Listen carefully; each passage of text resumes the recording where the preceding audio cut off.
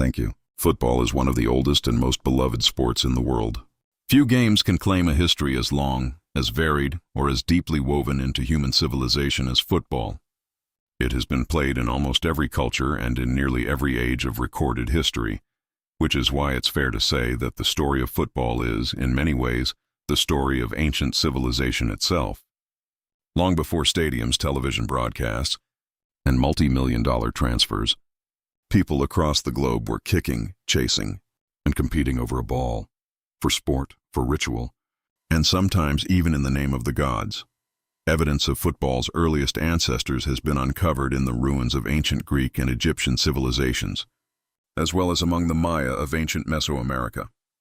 In many of these early societies, the game carried far more weight than simple recreation. It held a kind of religious sanctity, believed by some cultures to be a source of pleasure and entertainment for the gods and goddesses who watched over them.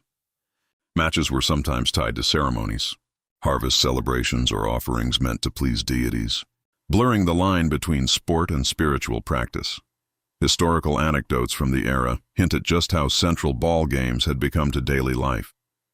The Roman politician and orator Cicero makes reference to a man, believed to have lived somewhere between 43 and 106 BC, who died after being struck by a ball while being shaved at a barber shop. A strange but telling detail that suggests ball games were common enough to intrude on the most ordinary of daily routines.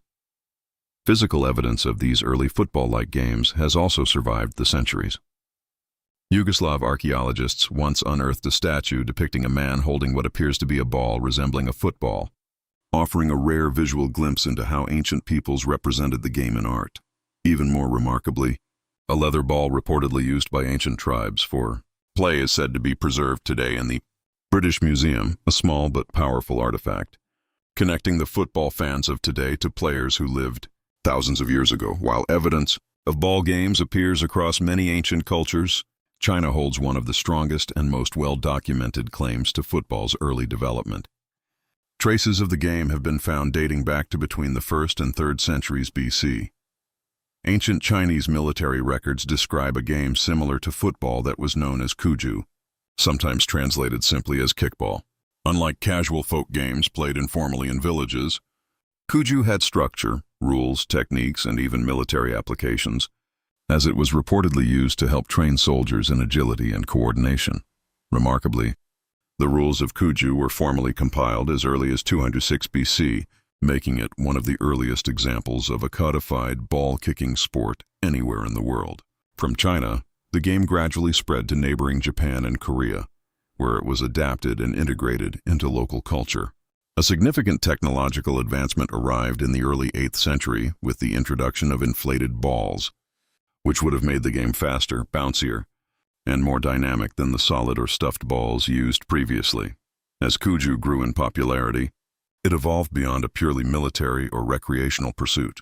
Professional players began to emerge, individuals who made their living by playing the game, an early precursor to the concept of the professional athlete that would define football many centuries later. The Romans, ever eager to adopt and adapt practices from the civilizations around them, took up a version of football-like play from the ancient Greeks.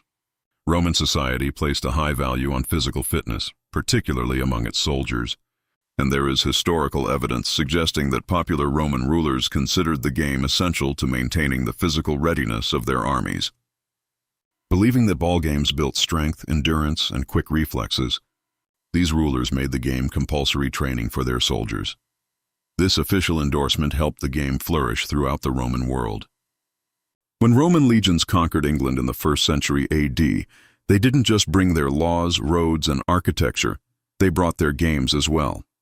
Football-like play arrived in England alongside the Roman soldiers stationed there, planting the seeds of what would eventually become one of the most beloved sports in English culture. Once established on English soil, the game began to take on a life of its own. Over the following centuries, it underwent numerous changes, shaped by local customs and the tastes of the communities who played it. From the 5th century AD through to the 15th century AD, football became a fixture of everyday English life, particularly in towns and cities, where matches were played in the streets. Football became closely associated with festivals and celebrations. with matches taking place on almost every joyous public occasion. Weddings, holidays, and local festivals often included a rowdy game of football as part of the festivities. One of the most valuable historical accounts of medieval football comes from William Fitzstephen, a 12th century clerk and biographer. In his celebrated work, Description of the City of London, Fitzstephen made special note of just how popular football had become in his time. According to his account, the game drew crowds from far beyond the city itself. People from surrounding areas would travel into London specifically to watch or take part in matches. So significant was the spectacle that shops and businesses across the city would shut their doors during matches, allowing everyone, from merchants to laborers, the chance to enjoy the competition. But medieval football was a far cry from the polished, tightly regulated sport we know today. Because so many of the participants were essentially untrained, physical, and fiercely competitive, matches were often played in a brutal, chaotic manner. There was little in the way of formal rules. Players could move the ball using both their hands and their feet, and matches frequently spilled well beyond any defined playing area, sometimes stretching across entire towns. The physicality of the game was extreme. When opposing players attempted to forcibly wrestle the ball away from one another, the resulting collisions often caused serious injuries. Broken bones, bruises, and worse were common outcomes of matches, and in some tragic cases, players lost their lives as a result of the violence on the field. These injuries and deaths didn't stay confined to the game itself. They frequently spilled over into wider community unrest, contributing to riots, looting, and violent disputes among spectators and rival towns. The disorder associated with football eventually became too much for the English crown to ignore. In 1365, King Edward III issued a royal decree formally banning the play of football throughout England.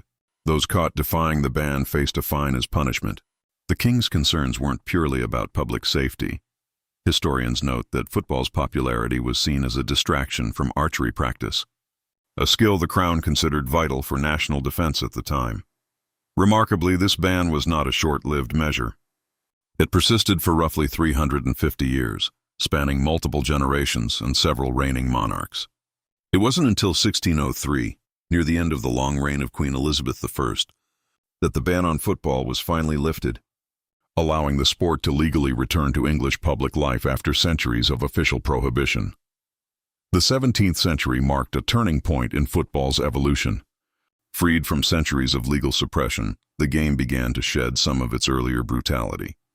It slowly transformed from a chaotic, often violent street brawl into something more structured, showing early signs of the politeness and gentlemanly conduct that would come to define the sport in later centuries. This transformation coincided with football's introduction into the world of formal education. The game was added to the curriculum of both public and private schools, complete with new objectives and, crucially, new rules designed to bring order to what had once been an unruly pastime. Football found a particularly welcoming home in England's great schools of the era. Institutions like Eton and Harrow, where the sons of princes, aristocrats, and nobles received their education. These elite schools played a critical role in shaping football into a more organized and codified sport, as students and administrators worked to standardize how the game was played. As football's popularity grew within England's schools, so too did the debate over exactly how the game should be played. A pivotal moment came in 1823, when new rules were introduced that prohibited the use of hands in football, a defining shift that pushed the sport firmly toward the game we recognize today. Built primarily around kicking and foot skills, this rule change created a fork in the road. The version of the game that continued to allow players to use both their hands and feet was given its own separate identity: rugby. From this point forward, rugby was placed under its own distinct governing structure, effectively splitting what had once been a single, loosely defined sport into two separate games, each with its own rules, culture, and following. The most significant institutional milestone in football's history arrived in 1863, when the world's first football governing body, the Football Association, was established in London. The formation of the FA marked the beginning of football as a truly organized, standardized sport, with agreed-upon rules that clubs and players across England could follow consistently. The efforts of the Football Association proved enormously successful in growing the game's popularity. Thanks to this new organizational structure, the world's first official international football match was played between Scotland and Great Britain. Held at Hamilton Crescent in Glasgow, a landmark moment that demonstrated football's potential to unite nations, not just towns and schools in friendly competition. Scotland, eager to formalize its own football structures, founded the Scottish Football Association in 1873, following closely in the footsteps of its English counterpart and further cementing organized football's foothold in the British Isles. As football's popularity spread beyond Britain and across continental Europe, the need for an international governing body became increasingly clear. That need was met in 1904, when FIFA, the Fédération Internationale de Football Association, was founded in Paris. FIFA's early membership included football associations from Scotland, Denmark, Spain, Sweden, France, Belgium, Switzerland, and the Netherlands, representing the first formal step toward football becoming a truly global sport governed by a single international body. From these modest beginnings, FIFA's membership has expanded enormously over the following century. As of 2021, the organization counted 211 member associations from nations across every inhabited continent, a staggering figure that underscores just how completely football has conquered the globe. Few, if any, international organizations can claim such near-universal participation. Today, football stands as the most popular sport on the planet, having originated and developed most prominently in England and across Europe before spreading outward to nearly every corner of the world. The game is now played on every continent and in virtually every country, transcending borders, languages, and cultures in a way few other human activities can match. Beyond its European heartland, football commands enormous passion and interest in Latin America, where nations have built rich footballing traditions and produced some of the greatest players the sport has ever seen. The game has also taken deep root across nearly all African and Asian countries, where local leagues, youth academies, and national teams continue to grow in strength and ambition, closing the gap with football's traditional powerhouses. Football's presence at the Olympic Games dates back to 1908, when the sport was officially included in the London Olympics. Great Britain claimed the inaugural Olympic football title that year, setting a precedent that would be followed by nearly every Olympic Games since. Football has remained a consistent fixture of the Olympic program ever since 1908, reflecting its enduring status as one of the most watched and celebrated sports in the world's premier multi-sport event.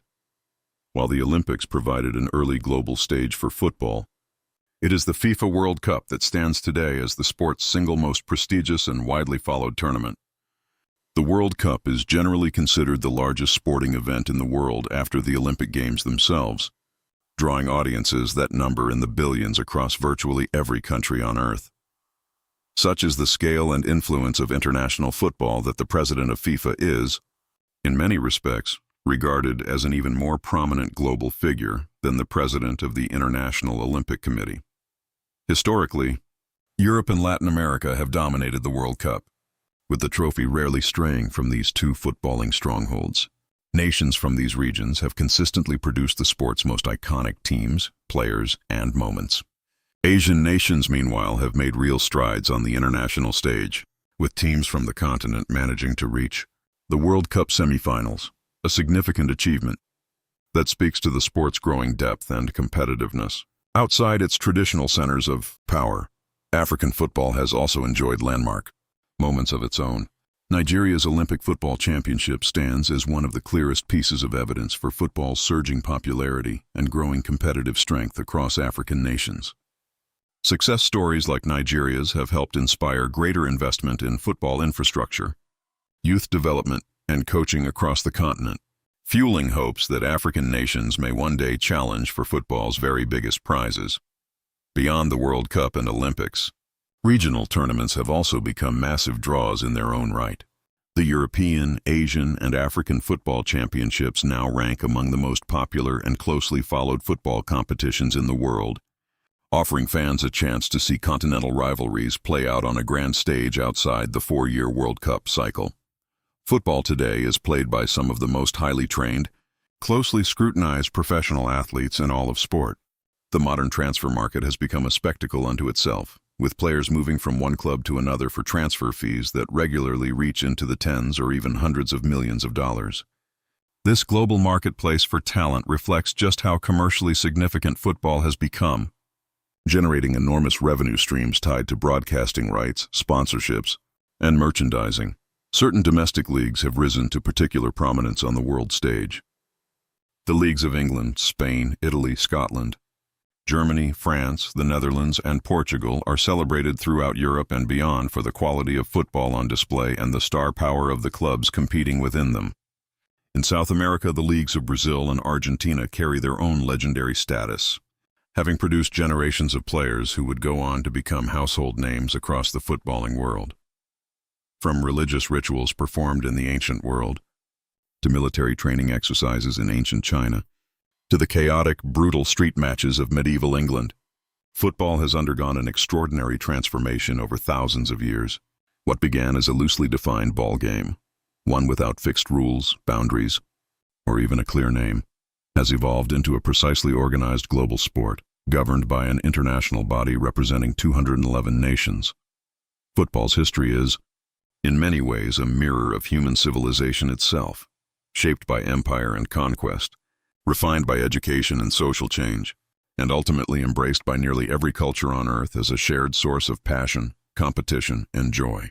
Whether played in the dusty streets of ancient towns, the elite classrooms of England's great schools, or the towering modern stadiums of today's World Cup host nations, football has remained, at its heart, a game about people coming together, to play, to compete, and to celebrate. It is that timeless, universal appeal that continues to make football, quite simply, the world's game.